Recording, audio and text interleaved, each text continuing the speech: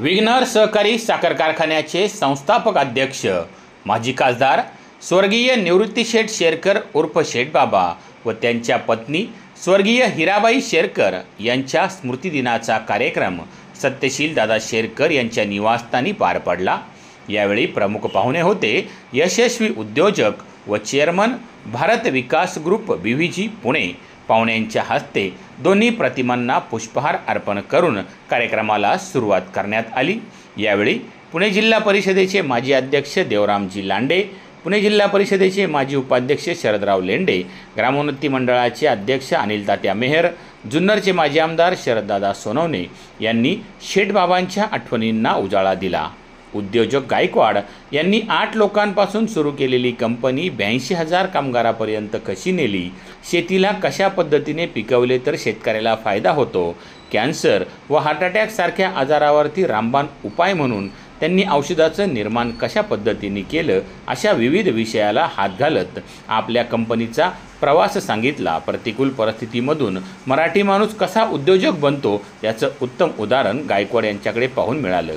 यावेळी भारतीय जनता पार्टीच्या नेत्या आशाताई बुचके यांच्यासह जुन्नर तालुक्यातील सर्व नेते मंडळींची उपस्थिती आपल्याला पाहायला मिळाली। विघ्नर सहकारी साखर कारखान्याचे कार्यकारी संचालक भास्कर घुले यांनी पाहुण्यांची ओळख करून दिली। प्रास्ताविक विघ्नर सहकारी साखर कारखान्याचे चेअरमन सत्यशील दादा शेरकर यांनी केले। कार्यक्रमाचे सूत्रसंचालन लक्ष्मण शेरकर यांनी केले तर आभार उपाध्यक्ष अशोकदादा घोलप यांनी मानले। यावेळी मोठ्या संख्येने सभासद, शेतकरी, कर्मचारी वर्ग उपस्थित होते। अशा प्रकारे कार्यक्रमाची सांगता महाप्रसाद अन्नदानाने करण्यात आली।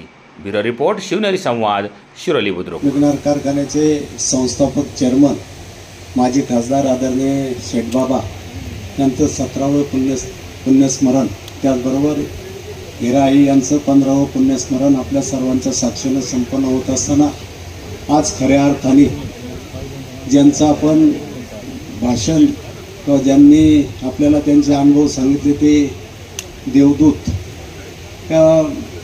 गायकवाड साहेब, तुमच्या या सगळ्या सांगण्याने निश्चितच काही दिवस नक्कीच आम्हाला वाटेल का आज कॅन्सर झाला आहे, थांब गायकवाड साहेबांना मी भेटतो, निश्चित बरा होईल, इतकं तुम्ही आमच्यासाठी केलं। खरं वास्तविक ही आमची सगळी चेअरमन साहेबांची कृपा आहे।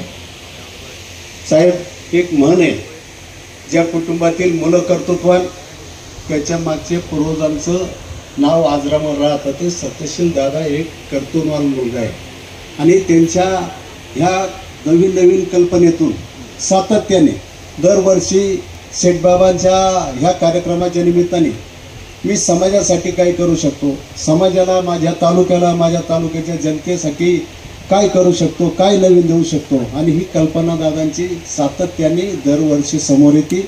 आणि म्हणून आज एक उत्कृष्ट अनुभवी का ज्यांनी आपलं 0 ते विश्व हा त्यांचा जीवनाचा प्रवास अगदी पुढेही सांगण्यात कमी पडले नाही। याचाच अर्थ का ज्यांचे पाय जमिनीवर आहे, ज्या वेळेला रामलीला मैदानावर यांचं अण्णा हजाऱ्यांचं उपोषण झालं त्यावेळेला कॉलेजच्या विद्यार्थ्यांनी विचारलं होतं, कॉलेजच्या विद्यार्थ्यांना एक जणांनी विचारलं होतं की इतकी सगळी मुलं अख्ख्या देशातून का आली, तर त्यावेळेला त्याच्यातली काही मुलं म्हणली होती का ज्यांचे पाय जमिनीवर आहेत, ज्यांच्या पायावर नतमस्तक व्हावं असे पाय अण्णा हजारांचे आहेत, म्हणून आम्ही इथं आलो त्यावेळच्या मेळाव्याला।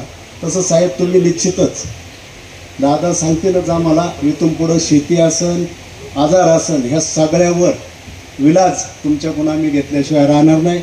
आपण सर्वजण आलात, सर्वांचा समोर बसलेलं प्रत्येकाचं नाव घेणं गरजेचं, इतकी सगळं तोलामोलाची आपण सर्वजण आलात। सर्वांचं मनापासून मनापर्यंत आभार मानतो।